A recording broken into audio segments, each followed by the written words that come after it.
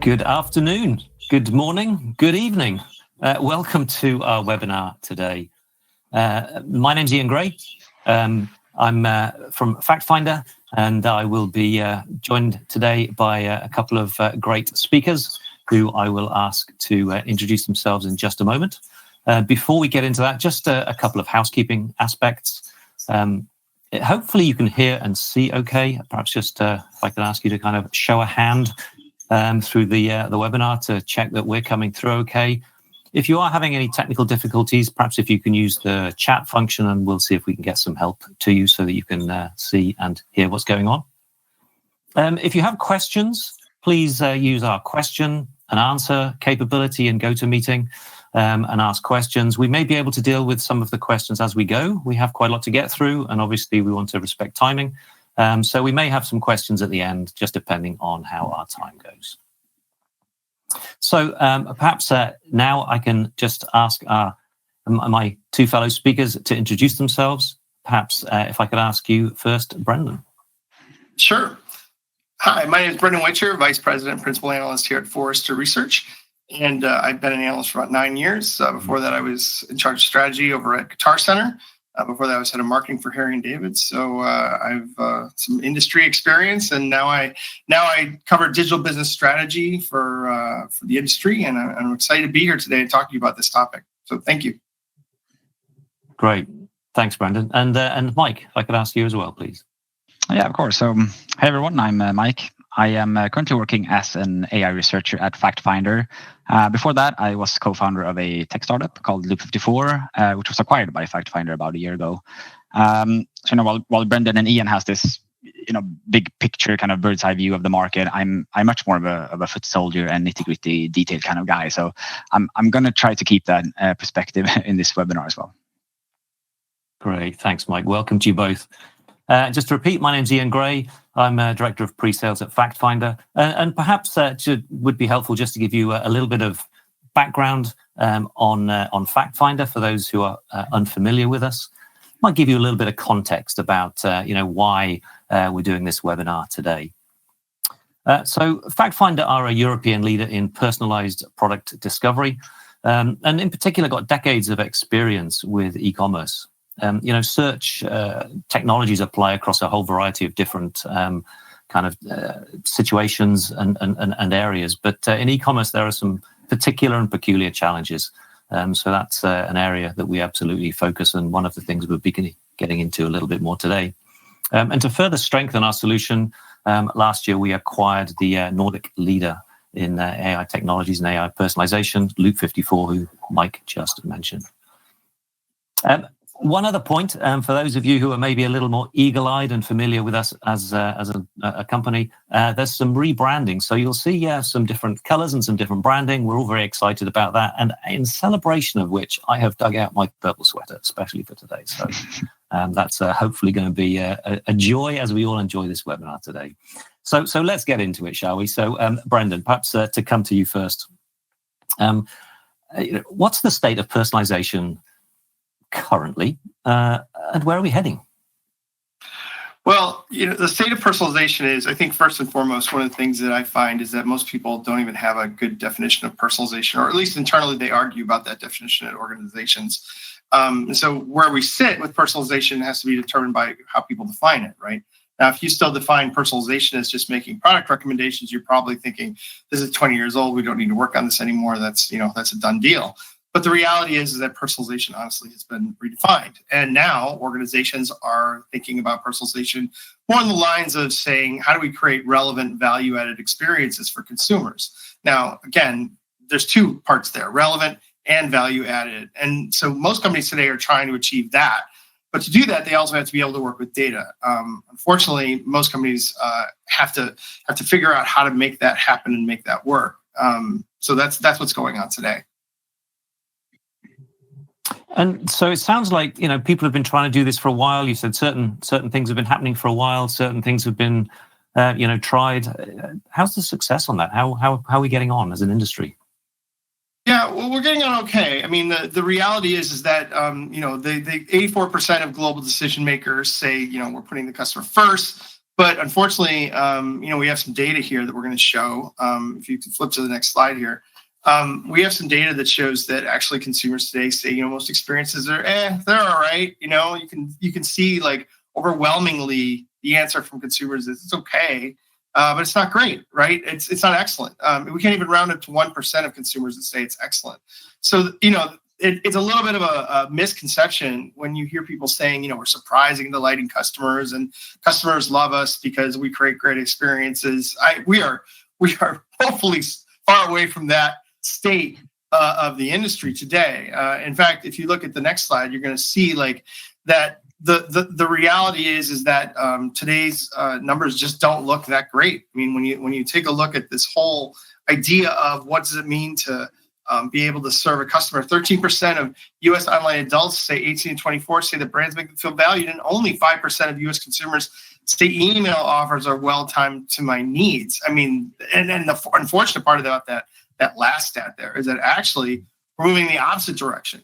It used to be 6%, so we're going down. We should be going up, and that creates a problem, right? And so when companies are out there saying, we're executing on this, we're making customers feel valued, it's challenging. It's challenging. I think part of the problem with this is because I there's no doubt in my mind that people are saying, well, how do we bridge that gap?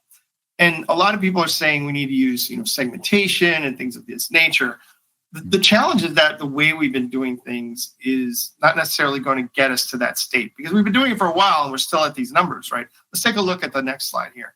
So as you can see, there's a number of things that companies today don't realize, is that with complexity comes more expectations for consumers. So as they deliver more information to us, as they deliver more data to us for us to be able to personalize, their expectations go up. Like, well, why can't you do this for me? Why can't you do that for me? I'm sharing all this information, right? But let's see how this gets applied in the real world. If you take a look at the next slide, you're going to see that this is a segmentation model that I built. It's a fairly straightforward model with me looking like a corporate schmuck out there buying a toaster.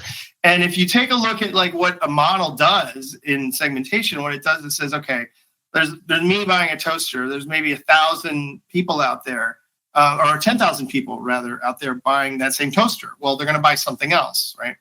So what ends up happening? Well, maybe 1,000 people buy toast tongs, right? That's great. That's all well and good. But what about the other 9,000 people? Well, the other 9,000 people bought something else. Maybe 900. Notice that number is smaller than 1,000. 900 bought a blender. Maybe 500 bought a rug. 600 bought a sweater. And down the long tail we go till we get to 10,000 people who bought a toaster and then bought something else. So what do? We try to say, okay, well, the customer's going to be interested in toast tongs. Well, 9 out of 10 times it's going to be wrong in this scenario, right? And I'm being kind of liberal here. The reality is that segmentation deals with major minorities. And so what ends up happening is that we show the best, like next best action to the degree we can. But in most cases, we're not going to hit the majority. And because we're just not, people don't shop like that. They don't necessarily buy in rank order in their lives. And so we get segmentation wrong a lot of times. We get segmentation right. We get personalization wrong because of segmentation. A lot of people don't realize this. And this is why you don't get 50, 60, 70% lifts when you do segmentation. You get 5% lifts and 9% lifts and 12% lifts. I'm not saying you shouldn't do it. Those lifts are great, right? But it's not going to win the majority of your customers. So, if you face the reality and say, we're just not winning today's consumers, we're not delivering personalization, that's a hard reality for some companies to come to, but there's a way to do it, of course. Let's go to the next slide, because there's other things that companies do as well. One of the things is they try to say, okay, well, know that Brendan bought a toaster. Let's not use segmentation. Let's use personas. Okay, great. So Brendan, the toaster buyer, must be this person, right? We use personas to say, because they shopped like this, they must be this person, and therefore blah, blah, blah. And we try to create this personalized experience in a very complicated buying journey, just by a single data point. Now, I do not have a PhD in math nor in statistics, but even for my scant amount of training in those areas, I would say that everybody knows that a single data point has almost zero statistical significance in determining anything, right? The no good statistician would say using single data points is a good idea. You always want to cross-reference data points and make sure that you know what you're talking about here. And so it's not just me, that's math would tell you that this isn't going to work. And it doesn't work, right? I mean, how many times have you had an experience where it just didn't work for you, right? The next one is really the third one that I think companies do, and it's sort of a check the box sort of thing. If you look at the next slide, you're going to see that companies today try to say, well, we got to get what's the low-hanging fruit on personalization, and what a lot of times what they'll do is they'll say, well, we know their birthday. Okay, there you go. So let's put happy birthday on the website, and and they're checking the box. They're calling that personalization. Maybe they throw the name on the homepage too, right? Call it a day. The reality is that no, I've listened to hundreds of earnings calls in my time as an analyst. I've never heard a CEO get on the phone and say, we started saying happy birthday to customers and sales went up 5%. And there's a reason for that, right? Because we don't go to your websites to be told happy birthday. You're not creating that whole relevant value added experience. I have friends and family to tell me happy birthday. I don't need you to do that. I'm here to shop with you. You got to create a better shopping experience, right? It's like missing the point and the purpose. Now you may say, well, so what's the big deal? And this is where strategy comes into play, because people don't often realize that strategy isn't about making a list and doing things. Good strategy is about choosing to not do certain things so you have room to do other things. So, I mean, think about it. It is wasting the customer's time to do this, but it's also wasting the company's time, right? Like, I'll bet the CEO took a week to figure out the picture that was going to go with the happy birthday message, right? And the problem is it means they didn't work on something else, right? They checked the box on personalization, and that's going to be that for them. And so the reality is that we stop at the wrong spot, and we deliver these low value experiences, and that can become a big problem. Wow. I mean, for many people on this webinar, I'm sure, who've been involved in this industry and in trying to do personalization and relevance for some time, that's some pretty discouraging numbers. There's some pretty discouraging statistics in there. And I think you've probably, kind of highlighted some of the reasons why. We're all trying to do the same thing. We're all trying to do it using techniques and methods that are maybe outdated. And we're all getting, therefore, we're not getting the result we want. Wow. That's right. Mike, perhaps if I can come to you. So Brendan shared some of these, facts and statements and views on initiatives have been unsuccessful. Can you share maybe from your experience why you think that's been the case? Yeah, sure. So, I mean, I completely agree with Brendan. This type of basic personalization and basic, segmentation, it definitely belongs in the past. I think if we touch on the subject of if you go to the next slide. So if we touch on the subject of demographic segmentation, Brendan mentioned it quickly as well. This is one of the most common things to kind of fall back on. Demographic segmentation, it's simply a poor classifier of a person's preference, but people still use it. You don't have to look far in order to find examples of why segmentation is bad. I mean, this is obviously just a kind of silly example with King Charles and Ozzy Osbourne. But if you look at segments, they're very similar people. And even though this is pretty extreme case, it happens all the time, but maybe in a bit smaller scale. And then there's also the thing about ethics. So in the AI community, over the past few years, there's been a lot of work being done on being responsible and creating responsible AI. This, of course, stems from AI models typically having some sort of bias that it picks up from data. And some bias is good, but some bias is harmful. And an example of what's considered a harmful bias is usually unintentional demographic bias. And it's harmful because it risks being hurtful, disrespectful, and of course it reinforces prejudice. So, I mean, it's not far-fetched to argue that demographic segmentation, it's kind of like the pinnacle of demographic bias. So moving forward, I think demographic segmentation is not only suboptimal for revenue, but it's bordering on being a bit irresponsible in a modern strategy. And just to spend a minute to talk about why we've ended up with us doing this kind of demographic basic segmentation and sending happy birthday emails to our customers. It's simply because machine learning in e-commerce it's to be honest, it's pretty hard. So when you when you boil machine learning down to its fundamentals, it's all about trying to find some underlying structure that explains your data set. Now, whether it's predicting some time series, or you're translating text from one language to another, you're generating an epic image with Midjourney, or you're recommending a product in an e-commerce, you have some machine learning model that's attempting to model a structure in the data. And in order to find this structure, in order to find these patterns, you need a lot of data. And in e-commerce, we have a few specific challenges. And one of them is that the transactional data in e-commerce is typically very sparse.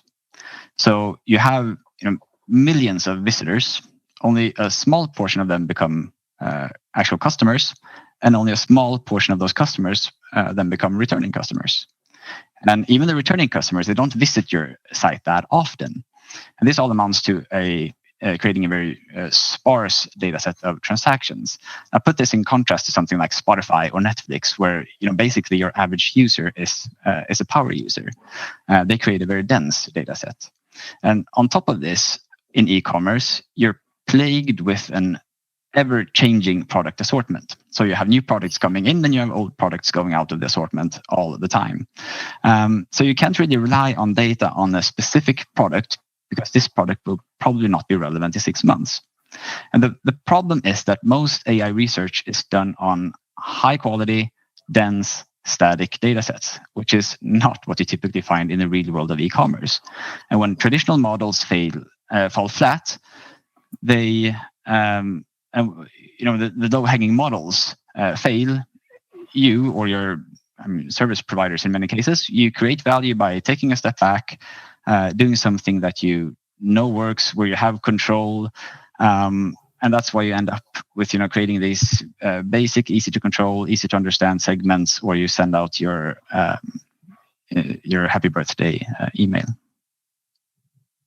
Wow. Okay. Yeah. Thanks, Mike. So I think what if I can kind of summarize what we've got to so far, we've got a really hard problem that we haven't done a good job of solving, and that has delivered, frankly, very, very kind of mixed at best results. So maybe that kind of begs the obvious question, should we just stop doing it?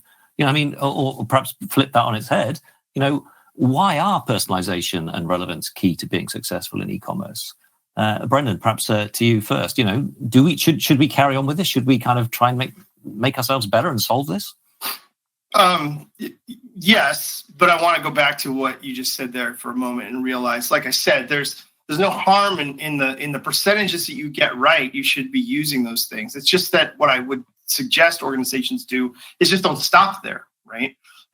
If you take a look at this next slide, I think that it will represent a little bit of what I think is important. Remembering that today's journeys are complex, right? And many times organizations will create these sort of a lot of people work on omni-channel sort of things, and that's not fulfillment. They're looking at trying to create a one brand to one consumer experience. And so the truth of the matter is that if you're going to win customers today in retail in particular, you're not going to win them with assortment. Now, I know that is a time-tested sort of logic that retailers think about. The problem is that time is come and gone.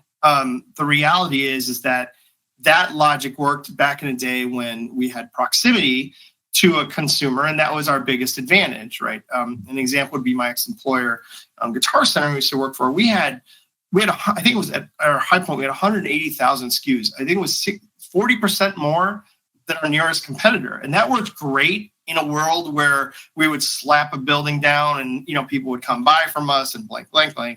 The reality, though, is that once the internet hit, we weren't competing against just one local retailer. We were competing against everybody on the web, right? And so we can't really win with products anymore because everybody has our products. In fact, when you ask consumers where they can buy a product, whether it be a toaster or anything else, motorcycle insurance, a savings account, whatever you want, the reality is most consumers will say, I can get this stuff anywhere, right? That's their mindset. Whether it's true or not, it doesn't matter. That's their mindset. I get this anywhere. But the challenge is, why should I buy this stuff from you? And so as we go through these cross-channel journeys, we are looking for relevance and value. We are looking for experiences that make it easy for us on journeys that can simply cross across the web, physical stores, apps, social commerce, there's lots going on in commerce these days that I find most companies don't even realize. And on that note, I think what's really important and why we need to continue with segmentation, but then continue to individualization, which is what I consider the next evolution of this. And many companies are doing this today. Can be seen sort of on the next slide when you kind of think about the journey, the opportunity to learn about the customer. And on the right hand side there is the atomic view, if you will, of the consumer. It shows like all the things we could probably learn about them today. Now, not all of them are necessary for your business, but you could go through this, and I could probably pick for any company that I'd be working with. I could probably pick out, half of these would be relevant for them. But to get to that state, you would need the system for getting to that state, and the system is the ecosystem that you currently have. And once you start to leverage that ecosystem to learn about the customer and understand the customer, you're able to better deliver that personalization. I will tell you this. I've been an analyst for, like I said, a very long time. And I've worked with companies over and over and over again.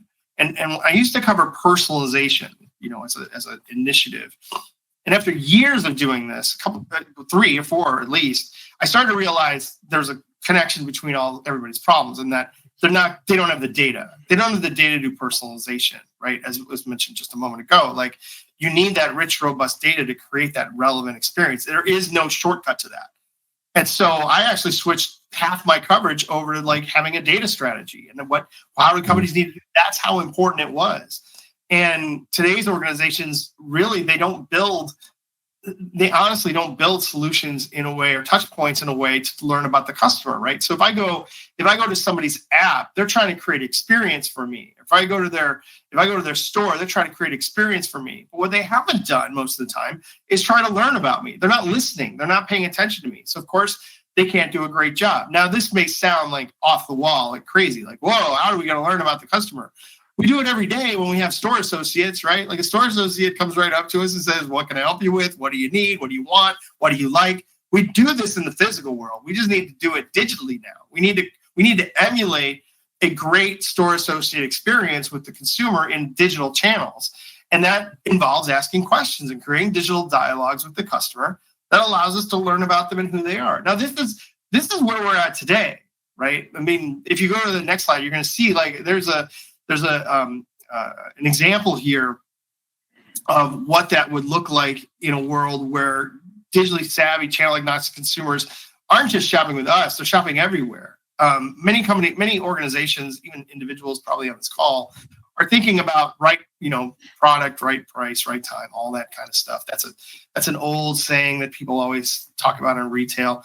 Well, the reality is one of the things, not much, I mean, the pandemic changed us in a lot of ways, but most of the important way that it changed us is made us all so digitally savvy. Everybody's grandma is now on a mobile device and able to shop, right? So the idea is that we're now so digitally savvy that we do everything from doctor's appointments to dating to religious services to school to whatever, right? We can do it all online now. And that creates opportunities. And most organizations don't realize that these are opportunities for commerce, not just advertising. Now, you may see in front of you here 3 things that you think have nothing to do with each other, right? On the left-hand side, you see Scope. Over here in the middle, you see that's the Tinder app right there. That's the logo for that. And then, of course, 7-Eleven, the convenience stores.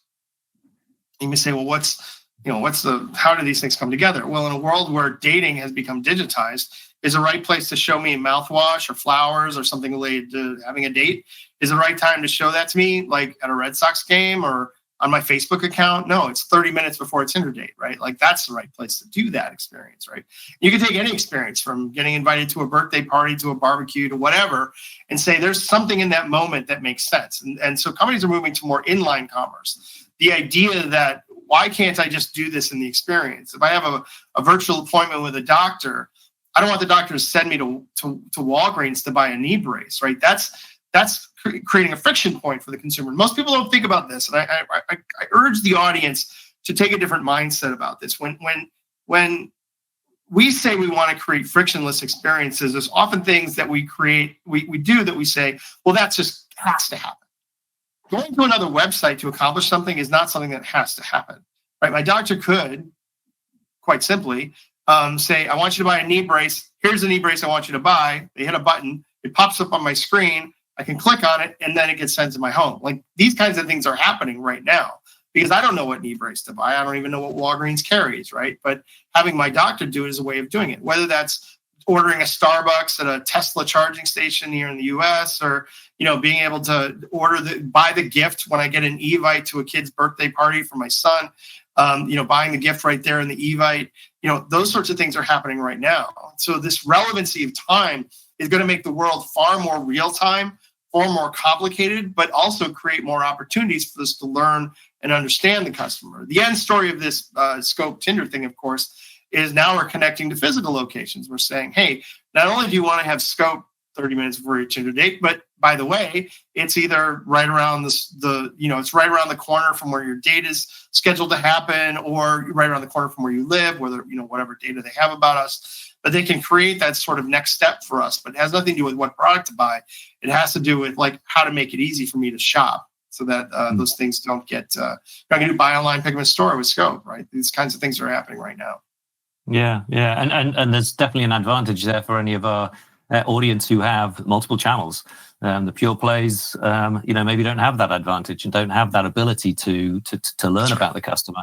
But I mean, also having worked in the industry for a while and also in data for a while, I think, we need to strike that balance between saying, well, we don't have all the data. We don't have to stop listening to the customer, but equally, I hope you'll agree, saying, well, equally, we don't have to wait for, until we have more data. We can do something with what we've got, but continue to keep learning and continue to keep improving our engagement, as you would in a real physical store with a real store assistant. They'd help you with what they know, but then they try and learn more.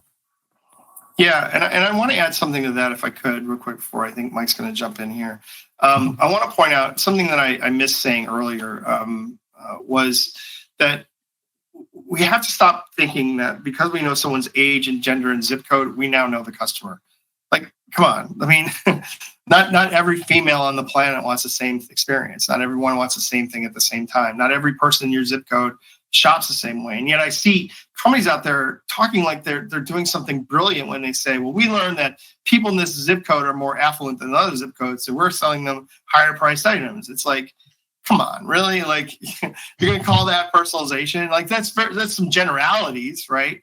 But if we really want to get to this next generation of creating relevancy, we can't use historical demographics like age, gender, zip code. Even last product purchase can be very misleading. And so we got to take these low quality or mud level data points and turn them in, and we need to get high octane fuel into the system. And the way we do that is to better understand the customer and what they value and what they need and what they truly want. Yeah, great. Yeah, thanks, Brandon.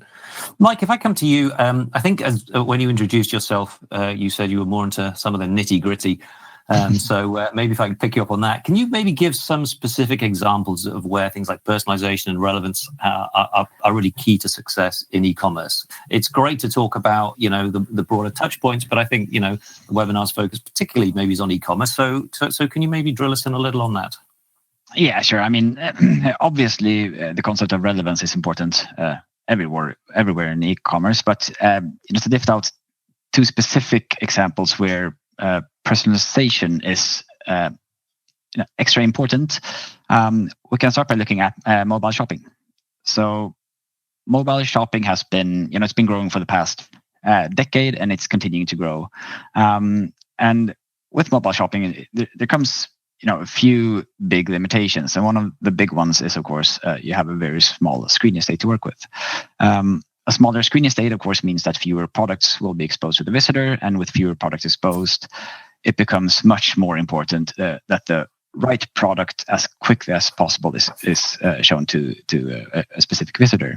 So we need to understand this specific user in order to do that. We need to understand the price sensitivity, maybe some historic preferences, especially the current intent with this particular session and so on.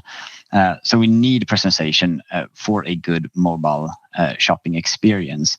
And then just quickly before we move on, the second example has to do with product discovery. So product discovery is basically about lifting products from your long tail of products in order to showcase, either the width of your assortment, or you want to inspire the customer, or you want to cross-sell. And your goal may not even be to sell something directly in this session, but maybe just to increase the likelihood of creating a returning visitor. And as soon as you start lifting things from the long tail, whether it be for inspiring the customer or wherever it might be, you need to understand the customer. Otherwise, you risk just throwing irrelevant product on someone and hoping it sticks. You need to have a bigger understanding of the customer before you start doing that. And these are, of course, just two examples. And I think everyone understands that personalization should, of course, create a kind of a red line through all of your features when you're talking about on-site personalization, whether it be search or category PLPs or whatever it may be. Yeah, thanks, Mike. No, it's interesting. Even with the recommendations, let's not think about just kind of getting a transaction through. Let's use the opportunity just to let the customer know, hey, we have other products as well. Like I might, if I walk through a store, I go, oh, they also sell those. Okay, if I want those in future, I'll come back. Yeah, great. Exactly. Thank you. So this is a big and interesting topic. I think part of the evidence of that, gentlemen, is we're getting behind on time. So we'll need to keep moving at a fair pace, I think. So we've got people joining us from a variety of different industries and companies, Brendan. So how do you see this affecting those different industries? How, maybe in which industries is personalization the most critical for success? Well, that's a question I often get. And by the way, that was the politest way I've ever been told to hurry up. So thank you. Listen. So let's go on to the next slide. So one of the things that people forget, okay, is that it's not about necessarily the industry as much as the way the customer wants to shop in that industry. So, for example, when I'm going to buy, a refrigerator, that's going to be a much different experience that I expect than whether I'm going to buy a lamp, right? So we have the right tools to deliver these things, but what we forget is that the customer doesn't want the same experience for each one of these things, right? Like if I'm going to buy a lamp, maybe I need a couple pieces of information, but a lamp's a lamp, for crying out loud. Like we get it, right? We understand the concept of a lamp. Smart refrigerator, not so much maybe. Maybe we don't really understand, and we're going to need a different buying journey for that. So what I find in the B2C world is that organizations today are failing to really understand the customer journey for a specific item, but treating all customers with the same journey as if like all products, every customer has the same relationship with products. And so in any sort of vertical, if you will, in retail, I would say it's really important to understand what your customers need, right? If I'm gonna buy something banal and easy to understand, then I don't really need to have it's amazing to me how many companies sell things like water and paper towels, and we want a relationship with the customer. I'm like, the customer doesn't want a relationship with you, right? Like they just want to be able to buy your stuff easily and simply, right? But then when companies sell complicated or very high consideration products, they're like, we want to make the journey very easy for the customer. It's like, no, they want to be educated. They want to understand. They want to feel confident in that purchase. So it's a little bit of creating better alignment there. In the other world, like we talk about B2C, let's talk about B2B for just a quick moment here. If you go to the next slide, the reality is that B2B buyers have both an advantage and a disadvantage. The advantage in B2B, if you are a brand or a wholesaler, someone who sells into B2B, the advantage that you have is that they're known, right? Like in retail B2C, customers can stay anonymous for a very long time. Whereas if you want your right pricing, you want your right assortment, you want all these things in B2B, typically you have an account. And that account makes you a known person. So the strategy for organizations is, how can we learn more about you as a company to be able to serve you better? Now, the challenge and the disadvantage is that we also have to deal with the buyer themselves, right? So there's personalization on two levels in the B2B world. There's personalization for the company that you're selling to, and there's personalization for the buyer who's buying from you. So that's where it creates complexity. And those buying journeys, sometimes, again, it has a lot to do with just being able to create digital dialogues, emulating the same thing that outside salesperson used to be. If you go to the next slide, I think that one of the things that we have to realize is that the time and of the outside sales rep is, as my friend Andy Hoare, used to be an analyst at Forrester, wrote many years ago, is like the death of the B2B salesman, right? And they're not quite dead yet. Let's be super clear, right? We have, still 28% using traditional channels. We have 37% still, calling into a call center or doing whatever, but 35%, 1 out of 3, are using digital self-service in B2B. And that was almost unheard of years ago. And so now, because as I've said earlier, just as we digitize things, opportunities present themselves. And so I would encourage organizations not to think about the old ways of doing things, but realize the new way that your buyers are buying allows you opportunities to learn about them, understand them, get to know them, not just the company that they work for, but them as individuals, and understand how to make them feel good about you, because they become champions for your brand very often. And that's really what you want in order to retain them. I guess when you're selling to a business, you'll be having different people in that organization with different levels of skill, different levels of knowledge, different levels of understanding of what they're buying. For some people, it may just be, I've been told to buy one of these. And for other buyers in a different context, they might be looking at saying, I know exactly what I want, and I'm looking for and I know the specs of what I want. So again, you've got a different profile there. Can perhaps you give us maybe some specific cases you've seen for personalization in different industries or across different sectors? Brendan. Yeah, so here's a few. And so if you go to the next one of the things I really like that, and I put them in there specifically because, grocery was like one of those things that just like was forever the same, forever, right? I mean, it was one of the last to be digitally savvy, it was one of the last to adopt e-commerce, but I really like what Amazon's done here. And I would encourage companies to not, I know you're not Amazon. I get that you're not Amazon. And I tell my clients all the time, you're not Amazon. Let's not do that. But let's take the principles of what Amazon is doing and seeing how to apply it to your own business, right?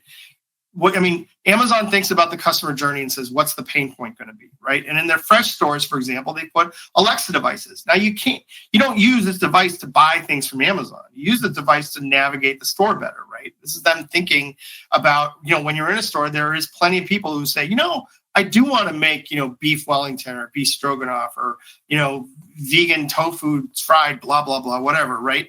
Like the reality is that we don't know the ingredients right then and there, right? So wouldn't it be great to be able to ask like something what the ingredients are? Because unfortunately, people who work in grocery stores, they're not necessarily chefs, right?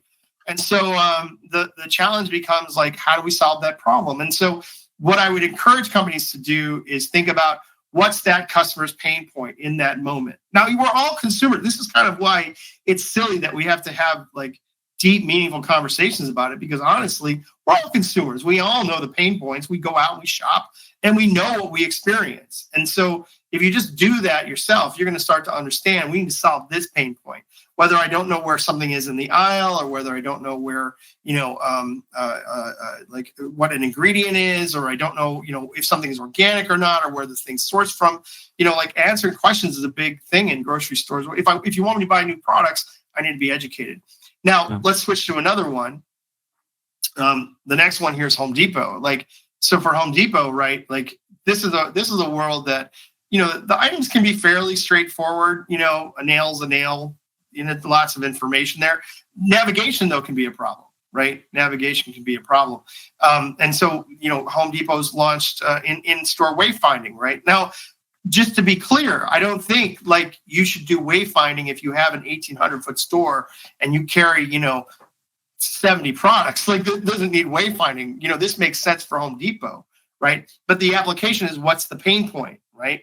And in fact, one of the things is maybe I have a nail in my hand, but I don't know what nail it is. I don't know how long it is, the width of it. I just have it, right? Well, they actually have an experience where you can take a picture of something and they can tell you what that item likely is, right? And so that's a great example of, again, thinking about the pain point of the customer journey and saying, how do we create this experience where a customer has an item, they know what it looks like, but they don't know necessarily how to describe it. So down there on the bottom, you can see, you can use voice, you can use a barcode, but you can also take a picture, and they use computer vision to determine what it is I might be interested in getting. So this is a great example in the B2C world. I'm going to let this hop over to Mike here to talk a little bit more about other things. I think I was just going to pick up one example of a different customer of ours, but in the B2B space, and we tend to think of personalization maybe being certain aspects or factors or how we engage with the customer, but personalization can apply in a range of different ways.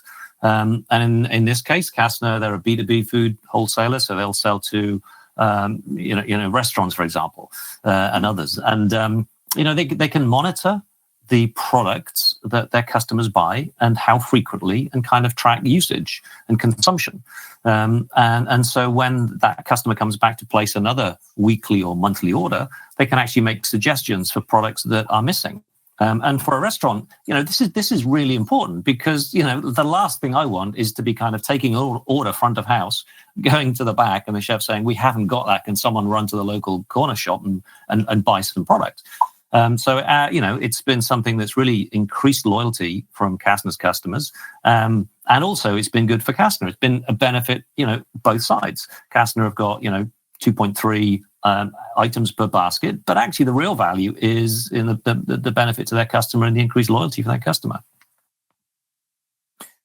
We are up against it, but let's keep moving. Brendan, you mentioned that most e-commerce businesses rely on a small subset of data or a small amount of data, and that you felt data was important. How can an e-commerce business improve their strategy around this area? Yeah, I think that if we ended the webinar right here, it would be a bad thing, because companies like, all right, wait, hang on a second. Like, how do I do all this stuff, right? How do I get to that next level? What does that look like? And so if you take a look at the model that I have here, you can see that there's lots of ways today's organizations need to think about the consumer from a deep understanding perspective. This is a model that I published way back in 2021 at this point. I think it was quite a while ago. And in that model, this model here, you can see that there are customer data elements that go beyond those characteristics that we just talked about, which is age and gender and zip code and all of those things. What we get into is more considerations, like what is my intent to buy? What are the curiosities that I care about? Like if I'm going to buy a leather jacket, maybe what matters in the leather jacket? Is it got zippers? Is it leather? Is it fake or whatever? Under conditions, it's like, well, what are the conditions of me buying in that journey, right? So that's a little bit of what I talked about earlier with a lamp versus a refrigerator, and saying, what does my journey need to look like? If I'm going to buy, for example, something from a video store, or from a camera shop or whatever, maybe I need to understand like how something works. I want to do a voice chat with somebody, right? Like I don't need that inconvenience, for example. And then the last two are really important and very, very hard. Context and conceptions. Context is the real time of what's happening right now, and are there nuances to this moment. And conceptions is all about, how do I feel about this thing that you're making me experience? Now, again, I want to be clear. From top to bottom, this is easiest to hardest. Most people are already doing number one. Some people are getting to intent, which is half of number two. But curiosities and conditions are the next generation of personalization. And when you can say, we understand what attributes the customer cares about most, and sometimes it's color, sometimes it's not, sometimes it's something else. When we can understand what can add value in the functionality of our websites or our digital tools and help customers feel better about this moment, that really becomes important. So I wouldn't worry. Context is something like, if you can do context, that's great. Conceptions, we're almost there with natural language processing and voice analytics and computer vision. Like we're right on that cusp of that too. So this is now the time to move beyond characteristics and considerations. I want to point out something else too, though, because this is really sexy stuff. But the next slide, you got to do some unsexy stuff too. And these are the 4 questions that I encourage organizations to ask when they're thinking about going after data. Is the data reliable enough to trust that it represents each customer clearly and accurately? Can it directionally predict customer behaviors with a degree of certainty? Is the data actionable enough to improve our market engagement strategies? Is the data relevant for supporting our company's priorities, goals, objectives as a brand? If the answer is no to any of these things, then you probably shouldn't be going after it, right? Because there's other things to go after. And so this kind of helps you corral all the ideas that are going to come in about what we should be doing, what we should be looking at, what we should be chasing. And today's organizations are doing that. If you start to look at how this fits into the model, you start to understand that as we can get to this state of customer understanding, we need to be able to show our data teams working on the right things at the right time. And supporting that model. So you put those two together, the data elements, these guidelines, this is where you're going to be able to create, quite frankly, just much better experiences, and your organization is going to optimize the efforts that you're going to make. Now, if you look at where we're heading beyond that, right? I think if you go to the next slide, you're going to see that there are organizations out there that are using things like voice recognition and other things like that to be able to create these sort of experiences that honestly customers really want, and they're looking for the opportunity. Now, you shouldn't do this necessarily, but find your ways, find your digital dialogues. That becomes just super important. And if we start to get to this state, if you go to the next slide, of being able to understand the customer by using computer vision and learning about them, that's when we can get to the moments that we understand, are we really surprising and delighting customers? Now, given how much we say that we are, we should be pursuing this. We should be pursuing emotional understanding. And by the way, people buying is not a proxy for their happiness. There's plenty of times people will buy and say, well, that was horrible, and I bought because it was convenient to buy now, but I'm not going to ever come back to you, right? And that's really hard to measure. And so as we get to the state of understanding the customer, it's not necessarily something I would use necessarily in creating experiences or sharing, we know you were unhappy, that might creep out a customer. But if we can sense that the customer was unhappy or sense that the customer was happy with an experience, it might change the way we treat them on the next visit, even without telling them why we're treating them that way. Treating them a little bit better, or treating them, like we're good friends, depending on the outcome of the last experience that we have with them. So this to me is where we're heading, and I think it's important to note. So I mean, that's really how we get to these happy customers. You look at the next slide. I showed some tools earlier for being able to get to that customer experience, and that's how we get to it. We get to this. We get to this better understanding the customer. It just creates happier customers. That's great. Thanks, Brandon. Perhaps Mike, for you, I think we're getting right up to it, but maybe just in kind of one or two sentences. I mean, how do we do all this? In a world where we've also got kind of the opposing challenges of increased legislation around privacy, GDPR, etc. Yeah, that's a great question, Ian, because it's very easy to kind of spout that we need to collect all of this kind of data about a person from all different channels. So somehow we need to bring this together to create this awesome experience. At the end of the day, it's as service providers of this experience. It's kind of our job to make sure that we always, evolve into kind of any new state of the world. And as you say, the past few years, we've seen a lot of privacy enhancing measures like GDPR and cookie restrictions and so on. It's not going to end here as well. And when it becomes harder tracking people, and when it becomes harder keeping track of people, we have to start thinking differently. So when we build AI models today, we can't assume that we can get hold of data about this visitor's past behavior. So we need to start thinking differently. We need to be able to create large personal impact without knowing much about the visitor. And this means we need to listen more carefully to the customer, to all the signals that we get. We need to figure out the intent of the current session and so on. And we need to be able to make these large changes. So essentially, at some point, we need to start making large changes from the very first signal of intent. So, as an example, the way we're working with this is to, of course, very quickly, with no prior information about the visitor, we try to figure out the intent of a session by looking at basically all signals that you send to us. So this doesn't necessarily have to be a click or something you add to a cart. No, it can just as well be a simple search query that you made. And already then, before any other action is taken, before you even look at a product, we can start manipulating results. We can start changing the ranking of basically all subsequent searches, category navigations, or whatever it is. And this is really impactful because it means that you can start shifting the entire experience with just a single signal of intent. As a concrete example, if you're browsing a consumer electronics store and you're searching for Switch, it has vastly different meanings if you previously in the session had been browsing for networking equipment or not. If you haven't been browsing for networking equipment, chances are you're looking for a Nintendo Switch.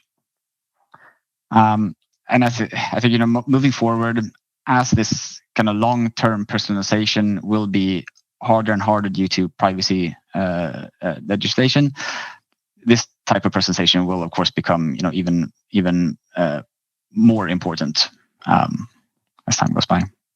Yeah, thank you. And as a software vendor, as a service provider, it's very tempting for us to kind of jump straight into giving everyone a demo. We're not going to do that. However, if you'd like to know more about our products, please get in touch. Either through the invite or through the website, or through some contact details at the end, and we'd be happy to just explain a little bit more about some of these AI models and other things that Mike's been talking about, and how we combine that with the best of human intelligence to deliver the best experience. So it's crystal ball time? No, not exactly. Gentlemen, what do we think will happen in the next 5 years? Where do we think this area, this topic is going? Brendan, perhaps to you first. Yeah, sure. Happy to take that. I think there's no doubt in my mind that we are moving towards more of a human connection throughout the journey with customers today. The idea that we're able to use things like natural language processing, computer vision, voice analysis, first-party data, zero-party data to better understand the customer. That's just a reality. I mean, look at the craziness going on with things like chat. Right now in the news, it's really just quite amazing, like how close we're getting to that state. And so today's organizations need to find those dialogues. And I think in the next 5 years, you're going to be able to, by delivering value, you're going to be able to understand a customer well enough that you are going to be able to get to that state of creating that great experience that you would have with a perfect sales associate in a store. I honestly do believe that we are going to get, not everyone's going to get there, but the people who are starting now to get to that state, they'll be there, right? Because this isn't a Monday to Friday transformation. This is something that takes time, and you need to lay the foundation today, working with vendors that are already, bringing next generation technologies to the table with you, designing your organization to create these experiences, and valuing what it means to know the customer. And the last point I will make on that is just challenge your assumptions, right? Don't just keep doing what you've been doing because everybody else is doing what they've been doing, and it's all the same. So if you really want to differentiate experiences, you have to think differently. Great, thank you. And Mike, perhaps the same question to you. Where do you see the future going? Yeah, I mean, I think it's pretty obvious by now that humans play a massive role in creating optimal AI systems. We see it all the time now. Even with the GPT and ChatGPT, you have the reinforcement learning from human feedback, which is a kind of new thing. But whatever it is, humans have a lot of domain knowledge, they have a lot of expertise, and maybe most importantly, they have a lot of intuition, and we need to capture this. And I think for us, what's happening right now at FactFinder paints a pretty good picture of where we think AI in e-commerce is heading. So we recently merged these two companies, Loop54 and FactFinder. At Loop54, we focused 100% on fully automated AI. We didn't even have a user interface until very recently. While on the FactFinder side, you focus much more on the human intelligence and the human expertise, and created a vast tool set to kind of capture that. And the goal of merging the companies is, of course, to combine the artificial and the human intelligence. And I think we need to move humans away from the dull and mundane tasks of current systems. So you shouldn't have a human expert sitting all day filling out hundreds of synonyms for a search engine. It's a waste of time. You can do a lot better things with your time. Just to be absolutely clear, we also have synonyms that you can manually add at FactFinder, because sometimes it's still needed, but it can't be the end goal of where we're heading. It's an inefficient way of working. So we're trying to work towards a world where you shouldn't have to do these mundane and boring tasks. But on the flip side, we need to be able to capture the human creativity and expertise and put this into the AI somehow. Of course, we're actively working on this as we speak. Exactly how that will play out over the coming 5 years is, it's almost impossible to say, especially with the recent years' speed of innovation in AI. But to start, we're going to look over all our manual tools, try to make them much more powerful, less fragile to human error, and frankly, less boring for the humans and much more rewarding. And then, as Brennan said, we'll see how the large language models like GPT and ChatGPT, how they change the e-commerce experience, and how this dialogue with the machine can help us kind of understand intent and sentiment and stuff like that as well. So it's definitely an exciting time ahead of us. Great, thank you. Yeah, it does indeed sound like we've got an exciting time ahead. And I think perhaps if the past 3 years have taught us anything at all, it's that it's tough to predict the future, right? I mean, who would have seen anything coming of the last 3 years and the big impact that it's had? But businesses have to react to all of those changes and move forward. I think we're pretty much at time. We have had 1 or 2 questions. We will come back to you with answers. And if there are any more questions about this subject, please put those into the QA. We'll keep it open for a little while, and we'll come back to you with some answers to those. Which just leaves me to thank everyone. Thank you to our 2 speakers, Brendan, Mike. Thank you for your contributions to this fascinating subject. Thank you to those audience members who've joined us for today. As I say, if you have any questions, please feel free to leave those. And if you'd like any more information about us, please feel free to get in touch, contact us afterwards. But thank you very much and enjoy the rest of your day.